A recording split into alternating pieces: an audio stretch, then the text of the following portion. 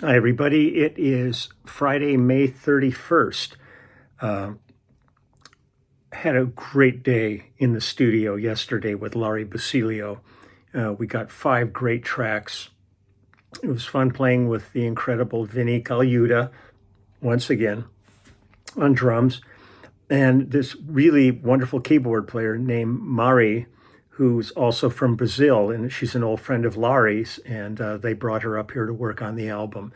And she killed it. She was really good, and Laurie just plays her ass off. God, she's a good guitarist and a good composer. That's the main thing. There's tons of people with chops out there, lots of technical facility, but they're not saying anything musically. But she really writes beautiful compositions to be able to express her amazing facility on guitar. I was telling her yesterday, she reminds me a great deal in terms of her playing with Daryl Sturmer from Phil Collins and Genesis. He's got that same kind of lyrical quality where you could easily add lyrics to the songs and do them that way and do them vocally instead of instrumentally. But so that was great. I just took the Marcello and Rossano over to the vet, and there's a shot that they can get that, especially for summer, that's like an anti-itch shot that works really well. So they got their shot for the summer, got that done.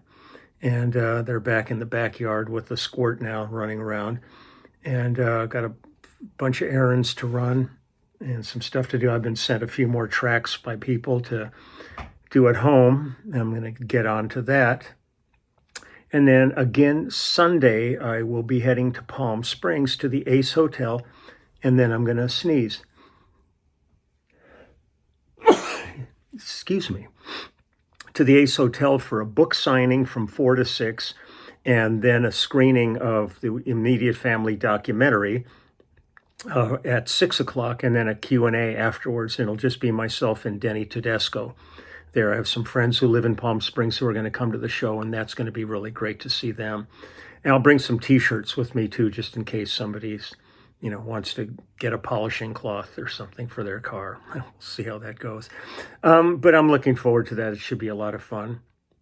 And I think Denny, if you check Denny Tedesco, like the Immediate Family film site, I think he's got an offer going there where if you can get tickets for the show, but if you use the code word Leland, they're cheaper. So I've got to be good for something, so if I can save you a few bucks, that's great. I'm going to go ahead and play another James Taylor song. I mean, the book that we created with James is really a pretty wonderful, wonderful legacy, and I always enjoy going back and checking the songs out. But I'm going to play you a live performance of this. This was, I believe, from Boston around 1988 or so. And the band was wonderful on this. It's the great Carlos Vega on drums, Don Grolnick on keyboards, Bob Mann and Dan Dugmore on guitar and steel, respectively, and Arnold McCuller and Rosemary Butler on background vocals. And the song, it's a great tune. It's a real quirky song. I mean, James could run the gamut from just tearing your heart out with emotion to like some stuff like this song or Chili Dog and all these Mona, all these songs. So this was from a live performance, and this one is called Angry Blues. And I love this one. This was really a fun thing to play.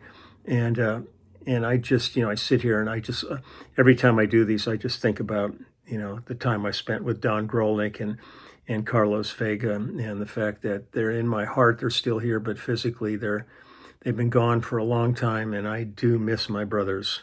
So it's a tough one. But let's go ahead and listen to Angry Blues. I love this track. It's real. It's kind of James track where people go, really? What? Very nice. You all feeling all right then? Feeling okay? Is there anything I can get for you? Well, of course, statistically, it's a video from the concert. There is somebody in the audience who feels terrible tonight. It's terrible. And we have a couple of songs for you. And this first one is meant to commiserate a little bit, and the second one is, well, I don't really know how it got in here. It's just It's odd. It's a Chubby Checker number, you know.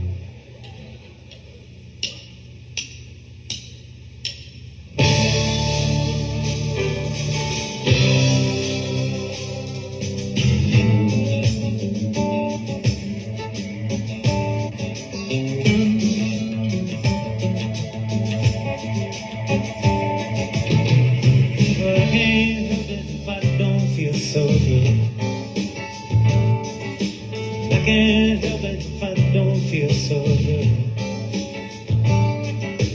If I had my way, I'd be sitting on top of the world. Get down, I can't help it if I don't feel so good.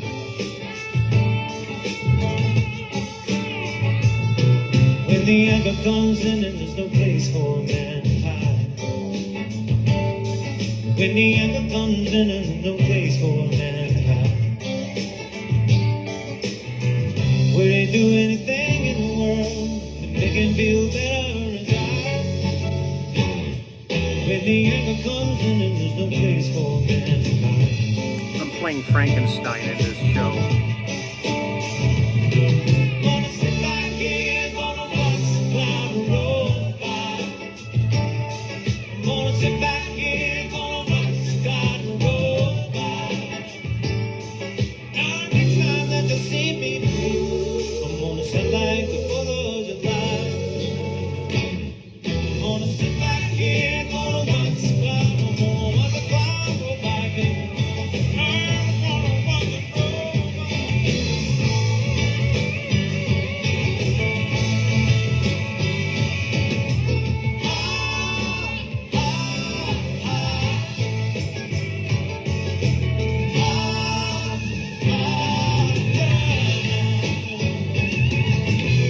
I ain't looking for details, but someone else to give me a clue. Oh Lord, what am I gonna do? Yeah. Well, I can't help it if I don't feel so good. I can't help it if I don't feel so good. Well, I'm getting my way. I've been sitting on top of the world, baby.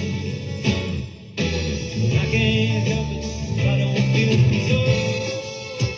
I can't help it if I don't feel so good. I was actually singing background on this too. I can't help it if I don't feel so good. I'm feeling all right now. I can't help it if I don't feel so good. I'm feeling so good myself.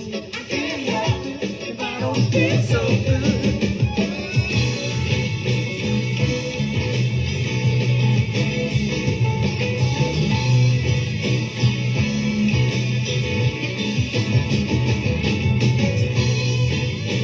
I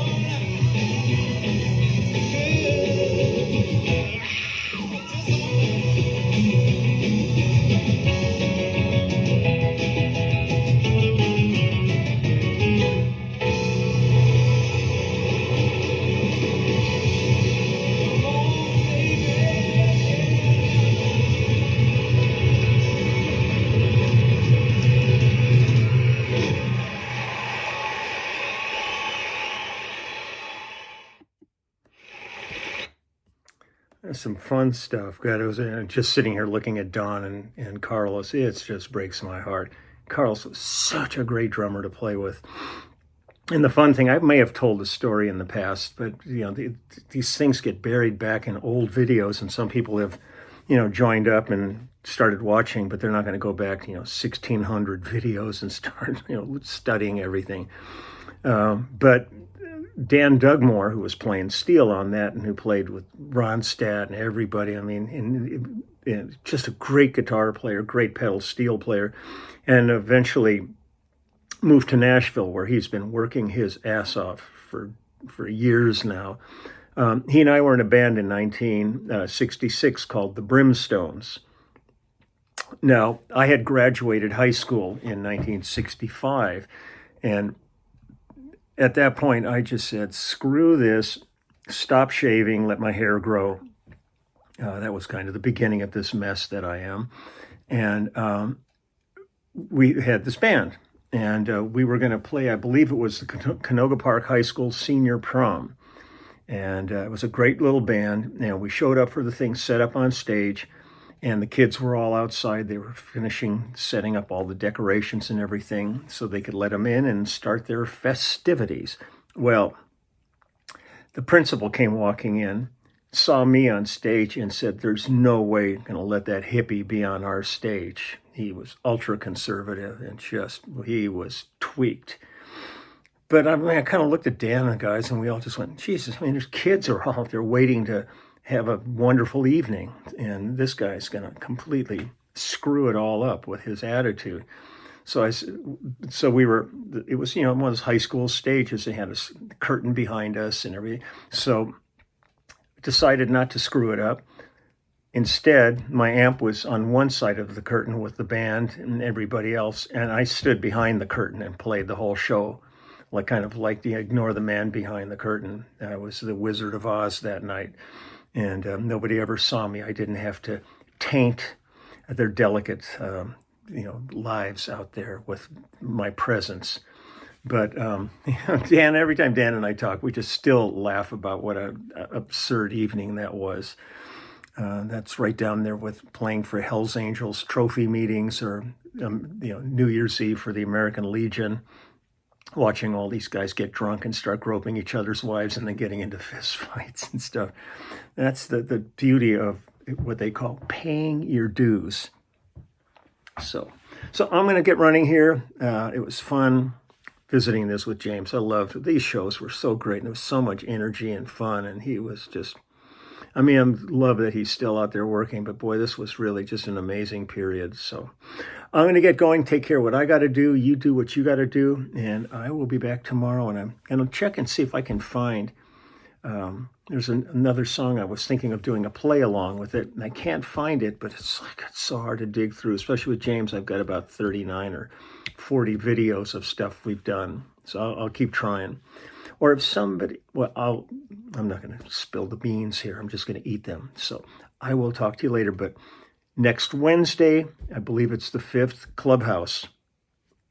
Put that in your book for all you Clubhouse members that can be there. And the Ace Hotel this coming Sunday in Palm Springs, 4 p.m., book signing and hang, and 6 p.m., screening and Q&A. And other than that, I'm out of here, so I'll talk to you later. And thank you, Laurie Basilio, for a great day in the studio yesterday.